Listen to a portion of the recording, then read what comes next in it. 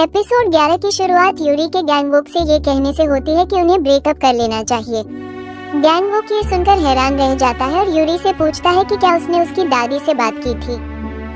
वो यूरी से कहता है कि उसकी दादी की बातों को गंभीरता से न ले, लेकिन यूरी कहती है कि वो पहले से ही ऐसी चीज के साथ जी रही है जिसका कोई मतलब समझना और भी मुश्किल है। फिर वो पूछती है कि गैंगवॉक ने उसे अपनी हार्ट सर्जरी के बारे में कभी क्यों नहीं बताया। गैंगवॉक माफी मांगते हुए कहता है कि उसे डर था कि यूरी परेशान हो जाएगी। यूरी कहती है कि यही वजह है कि वो इस रिश्ते को आगे नहीं बढ़ा सकती। वो लगातार गैंगवॉक की चिंता करते करते और उसे ऐसी तकलीफों से गुजरते देखते देखते थक चुकी है जिन्हें शायद टाला जा सकता था। वो कहती है कि वो खुद को मुश्किल से संभाल पा रही है और गैंगवॉक से रिश्ता खत्म करने के लिए कहती है। गैंगवॉक उसे समझाने की कोशिश करता है कि वे दोनों मिलकर राना ग्रुप और सिएना हॉल को बचा सकते हैं, लेकिन यूरी को उसकी दादी का वो वक्त याद आता है जब उन्होंने उससे गैंगवॉक को छोड़ने की गुहार लगाई थी। इसलिए वो गैंगवॉक से कहती है कि यही रिश्ता खत्म कर देना दोनों के लिए बेहतर होगा और वहाँ से चली जाती है। गैंगवॉक उसे जाते हुए देखता रहता है और रो पड़ता है। जब गैंगवॉक घर लौटता है तो उसकी दादी उससे कहती है कि खाना तैयार है और वो जरूर भूखा होगा। टूटे हुए दिल के साथ गैंगवॉक पूछता है कि क्या उन्हें सच में यूरी से मिलना जरूरी था। वो उन्हें याद दिलाता है कि उसने उनसे सिर्फ एक मौका देने के लिए कहा था और यह उसकी जिंदगी में पहली बार था जब उसने उनसे कोई एहसान मांगा था। उसकी दादी कहती है कि उन्होंने जो कुछ किया उसके भले के लिए किया था, लेकिन गैंगवॉक कहता है कि उन्होंने यह उसके लिए नहीं बल्कि अपने मन की शांति के लिए किया। इसके बाद वो रोते हुए वहाँ से चला जाता है। अगले दिन यूरी की लीगल टीम उसे प्रोसिक्यूशन मीटिंग के लिए तैयार करती है और उसे सलाह देती है कि वो अपने जवाब छोटे और सीधे रखे।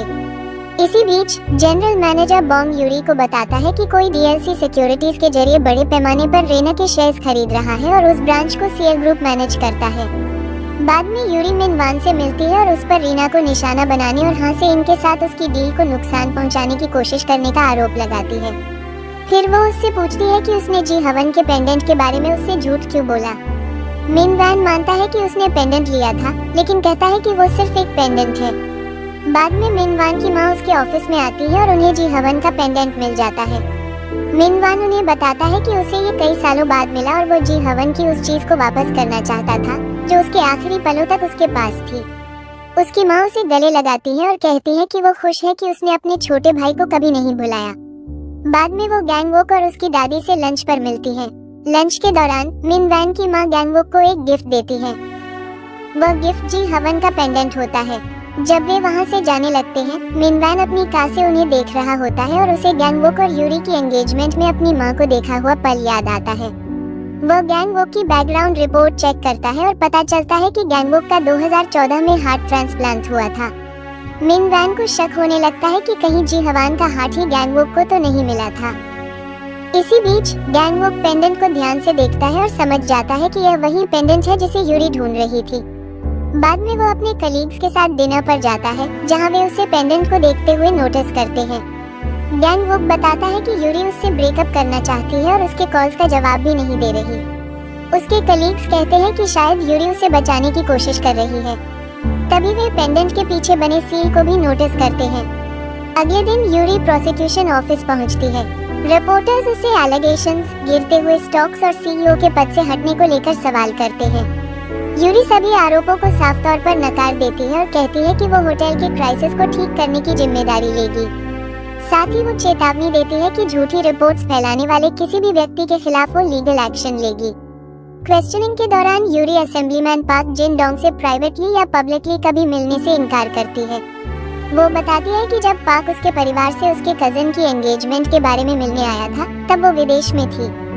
इसके बाद उसका लॉयर ऐसे सबूत पेश करता है जिनसे पता चलता है कि गैलरी चेओन के डायरेक्टर और रेना की फॉर्मर आर्ट टीम हेड किम सो हुई ने आर्ट परचेसेस के जरिए पैसे की हेराफेरी करने के लिए मिलीभगत की थी। यूरी ऑफिशियली इन्वेस्टिगेशन की मांग करती है। पूछताछ के बाद यूरी बाहर आती है जहां एक बार फिर रिपोर्टर्स और कैमरों की भीड़ उसे घेर लेती है। लगातार कैमरों की फ्लैशलाइट से यूरी असहज होने लगती है। तभी गैंगवॉक उसके पास आता है और उसे भीड़ से दूर ले जाता है। वो यूरी से कुछ समय देने के लिए कहता है। दोनों साथ बैठते हैं और गैंगवॉक उसे वही पेंडेंट दिखाता है। यूरी उसे देखते ही पहचान जाती है। गैंगवॉक बताता है कि उसकी दादी के वॉलंटियर ग्रुप की एक महिला ने उसे ये पेंडेंट दिया था और उसे इसका आकार वही लगा जैसा पेंडेंट यूरी ढूंढ रही थी। यूरी उससे पूछती है कि क्या वो इसे कुछ समय के लिए अपने पास रख सकती है। गांग वोक उसे पेंडेंट दे देता है। वो बताता है कि इसके पीछे बना पैटर्न शायद इसे बनाने वाले व्यक्ति की मुहर हो सकती है और वो पता लगाने की कोशिश करेगा कि इसे कहाँ बनाया गया था। यूरी उससे ऐसा करने के लिए कहती है। इसके बाद गांग वोक यूरी से कहता है कि वो जहाँ है वहीं रहे और वो खुद उसके पास आएगा ताकि यूरी उसकी दादी से किया हुआ वादा न तोड़े।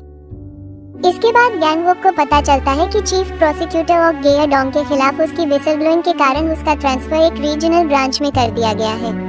वह इस सिचुएशन को स्वीकार करता है और अपने केसेस अपने कलीग्स को सौंपना शुरू कर देता है। इसी दौरान उसका कॉलीग पता लगा लेता है कि यूरी का पेंडेंट कहाँ बनाया गया था। वो बताता है कि पेंडेंट के पीछे बना सील उस व्यक्ति से मिलने के लिए एक पास की तरह काम करता है जो इससे जुड़ा हुआ है। गैंगवॉक तुरंत यूरी से कांटेक्ट करता है और उससे अपने साथ चलने के लिए कहता है। गैंगवॉक और यूरी एक शेमन के पास जाते हैं। शेमन बताती है कि पेंडेंट मूल रूप से किसी और का था। वो यूरी से कहती है कि उसने नेचुरल ऑर्डर को डिस्टर्ब किया है क्योंकि उसने उस स्पिरिट को वापस ला दिया था जिसे मृत लोगों के साथ ही रहना था। शेमन यूरी के हाथों को भी नोटिस करती है और कहती है कि उसके हाथ असामान्य रूप से ठंडे हैं। उसके अनुसार यूरी नेचुरल ऑर्डर को डिस्टर्ब करने की कीमत चुका रही है। गैंगवॉक पूछता है कि क्या कोई ऐसा तरीका है जिससे यूरी को घोस्ट दिखाई देना बंद हो जाए। शेमन कहती है कि इससे बाहर निकलने का एकमात्र रास्ता एक लाइफ की कीमत चुकाना है। वहाँ से निकलने के बाद गैंगवॉक यूरी से कहता है कि शेमन ने जो कुछ कहा है उसे हर बात सच मानने की जरूरत नहीं है और वो दोनों मिलकर कोई दूसरा रास्ता जरूर ढूंढेंगे। यूरी को लगता है कि शायद जी हवन की मौत उसकी वजह से हुई थी। उसे याद आता है कि जी हवन ने एक बार उससे कहा था कि अगर उसे बचाने के लिए अपनी जान भी देनी पड़े तो वो ऐसा करेगा। गैंगवॉक उसे समझाता है कि यह जानने का कोई तरीका नहीं है कि पेंडेंट की वजह से सच में जी हवन की मौत हुई थी या नहीं, इसलिए उसे खुद को दोष नहीं देना चाहिए। यूरी पेंडेंट वापस गैंगवॉक को दे देती है।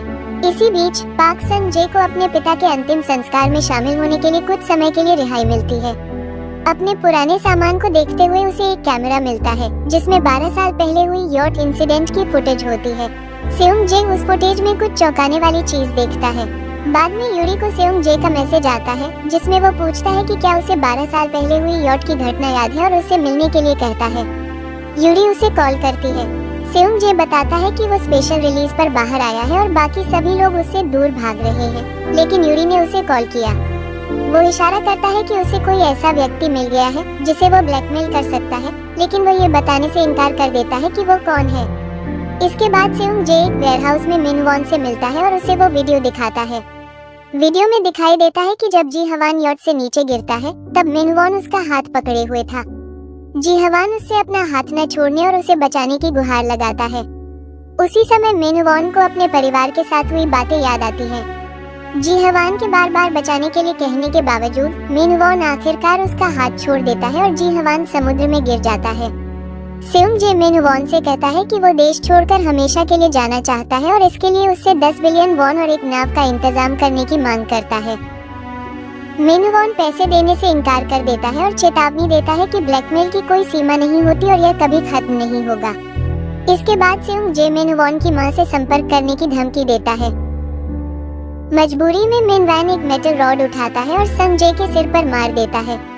संजय जमीन पर गिर जाता है और उसके सिर से खून बहने लगता है। मिनवॉन को वहाँ एक हिडन कैमरा दिखाई देता है और वो उसे उठा लेता है। फिर उसे संजय के फोन पर यूरी के मैसेजेस दिखाई देते हैं और उसे समझ आता है कि यूरी यॉट इंसिडेंट के बारे में जानना चाहती है। वह यूरी को वेयरहाउस की लोकेशन भेज देता है। इसी दौरान गैंगवॉक को पता चलता है कि संजय अपनी कुछ समय के लिए रिहाई की कंडीशंस तोड़कर भाग गया है। यूरी वेयरहाउस पहुंचती है और संजय को जमीन पर घायल हालत में पड़ा हुआ पाती है। थोड़ी देर बाद गैंगवॉक और पुलिस भी वहां पहुंचती है और यूरी को क्राइम सीन पर पाते हैं। इसके बाद यूरी को क्वेश्चनिंग के लिए पुलिस स्टेशन ले जाया जाता है। वहीं दूसरी तरफ मिनवॉन अपने घर पर होता है। उसका सेक्रेटरी उसे एक कफलिंग देता है जो उसे लगता है कि मिनवॉन का खो गया था। मिनवॉन को तुरंत याद आता है कि उसने सेउंग जे के सिर पर वार किया था और उसे एहसास होता है कि उसका एक कफलिंग क्राइम सीन पर गिर गया होगा। उसी समय गैंगवॉक उस जगह वापस जाता है जहां सेउंग जे पर हमला हुआ था। वहां की जांच करते हुए उसे एक कफलिंग मिलता है। वो फोन पर अपने साथी से कहता है कि सेउंग जे ने कैजुअल कपड़े पहने हुए थे, लेकिन उसे क्राइम सीन से ये कफलिंग मिला है। वो इसे स्थानीय पुलिस स्टेशन ले जाने का फैसला करता है ताकि इसे नेशनल फॉरेंसिक सर्विस भेजा जा सके। जैसे ही गांग वुक वहां से निकलता है, अचानक एक ट्रक तेज रफ्तार से उसकी तरफ बढ़ने लगता है, लेकिन इससे पहले कि वो उसे टक्कर मारता, यूरी वहां पहुंच जाती है। वो ट्रक को गांग वुक की ओर आता देखकर तुरंत उसकी तरफ दौड़ती है और उसे धक्का देकर रास्ते से हटा देती है, लेकिन ट्रक यूरी को टक्कर मार देता है और वो सड़क पर बेहोश होकर गिर जाती है। गांग वुक तुरंत उसके पास दौड़कर जाता है और बार बार उसका नाम पुकारता है। वो बेहद परेशान होकर यूरी से आंखें खोलने के लिए कहता है, लेकिन यूरी कोई जवाब नहीं देती। और इसी के साथ एपिसोड 11 खत्म हो जाता है, जहां गांग वुक बेहोश यूरी के पास बैठकर रो रहा होता है।